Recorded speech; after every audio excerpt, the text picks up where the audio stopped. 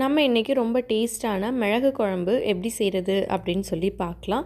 அதுக்கு ஃபஸ்ட்டு ஒரு பேனை எடுத்துகிட்டு அதில் 1/4 கப் அளவு மிளகு, 1/4 கப் அளவு வரமல்லி, 1 டேபிள் ஸ்பூன் அளவு சீரகம், 5லிருந்து 6 வெள்ளை பூண்டு, கூடவே ஒரு கொத்து கருவேப்பிலை, இது எல்லாத்தையும் சேர்த்துட்டு மீடியம் ஃப்ளேமில் வச்சு கருகாமல் வாசம் வர்ற வரைக்கும் இதை நம்ம வறுத்தெடுத்துக்கலாம். இப்போது இது எல்லாமே ஃப்ரை ஆகிடுச்சு. இதை ஒரு பிளேட்டுக்கு நம்ம மாற்றிடலாம், ஆறட்டும். இதே பேனில் கொஞ்சமாக எண்ணெய் சேர்த்துட்டு ஒரு 15லிருந்து 20 சின்ன வெங்காயத்தை உரித்து வச்சுருக்கேன். அதை இதில் சேர்த்துக்கலாம். வெங்காயத்தோட கலர் சேஞ்ச் ஆகிற வரைக்கும் இதை நம்ம ஃப்ரை பண்ணிக்கலாம். இப்போது வெங்காயத்தோட கலர் சேஞ்ச் ஆகிடுச்சு. இதையும் நம்ம அதே பிளேட்லேயே சேர்த்துட்டு ஆற வச்சிடலாம். இது எல்லாத்தையுமே நம்ம மிக்சியில் சேர்த்து நல்லா நைஸாக அரைச்சி எடுத்துக்க போகிறோம்.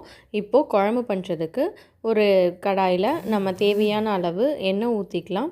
எண்ணெய் சூடானதுக்கப்புறமா இதில் நம்ம தாளிக்கிறதுக்கு 1/2 டேபிள் ஸ்பூன் அளவு கடுகு, உளுந்து, சீரகம் இது எல்லாத்தையுமே சேர்த்துடலாம். கூடவே ஒரு கொத்து கருவேப்பிலை இலை இதையும் சேர்த்துட்டு இதை தாளிச்சிட்டு இதில் நம்ம ஒரு 5லிருந்து 6 வெள்ளை பூண்டும் ஒரு சின்ன வெங்காயம் ஒரு கை அளவும் நம்ம இதில் சேர்த்துட்டு நல்லா வதக்கி விட்டுறலாம். இப்போது இது எல்லாமே ஓரளவு வதங்கிருச்சு. இந்த ஸ்டேஜில் நம்ம ஒரு லெமன் சைஸ் அளவு புளியை ஊற வச்சு அதோட தண்ணி எடுத்து வச்சுருக்கோம். அதையும் நம்ம இதில் சேர்த்துக்கலாம். அந்த புளி தண்ணி கொதித்து வர்ற ஸ்டேஜில் இதில் ஒரு 1/4 டீஸ்பூன் அளவு மஞ்சள் தூள் சேர்த்து நம்ம கொதிக்க விடலாம். இப்போது ஓரளவு எல்லாமே சேர்ந்து கொதிக்க ஆரம்பிச்சிருச்சு. இந்த ஸ்டேஜில் நம்ம வறுத்து வச்சுருந்தோம் இல்லையா, அது எல்லாத்தையுமே தேவையான அளவு தண்ணி ஊற்றி நைஸாக அரைச்சி எடுத்து அதையும் நம்ம இந்த குழம்போடு சேர்த்துக்க போகிறோம். இந்த நம்ம மிக்சியில் சேர்த்துருக்க எல்லாத்தையுமே ரொம்ப நைஸாக அரைச்சிக்கணும். அதுதான் குழம்புக்கு டேஸ்ட்டேவும். ஸோ அதை நல்லா நைஸாக அரைச்சிட்டு சேர்த்துக்கோங்க. இப்போது தேவையான அளவு தண்ணியும் ஊற்றி நம்ம இதை ஃபுல்லாகவே நல்லா மிக்ஸ் பண்ணி விட்டுறலாம்.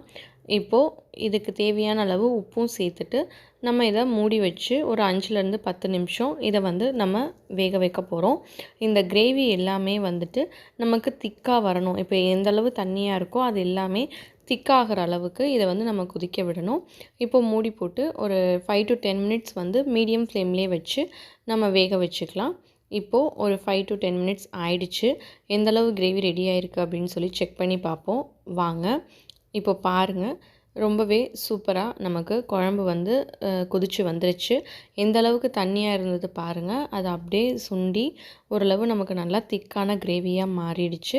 இந்த ஸ்டேஜ் நமக்கு கரெக்டாக இருக்கும். அவ்வளோதான், ரொம்ப டேஸ்டான மிளகு குழம்பு நமக்கு ரெடி ஆகிடுச்சு.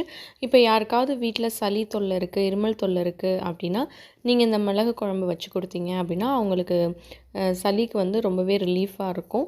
இதே மாதிரி ரெசிபி நீங்களும் பண்ணி பார்த்துட்டு எப்படி இருந்தது அப்படின்னு சொல்லிட்டு மறக்காமல் கமெண்ட் பண்ணுங்கள். இந்த வீடியோ உங்களுக்கு பிடிச்சிருந்தது அப்படின்னா கீர்த்திஸ் கிச்சனை சப்ஸ்கிரைப் பண்ணுங்கள். தேங்க்யூ.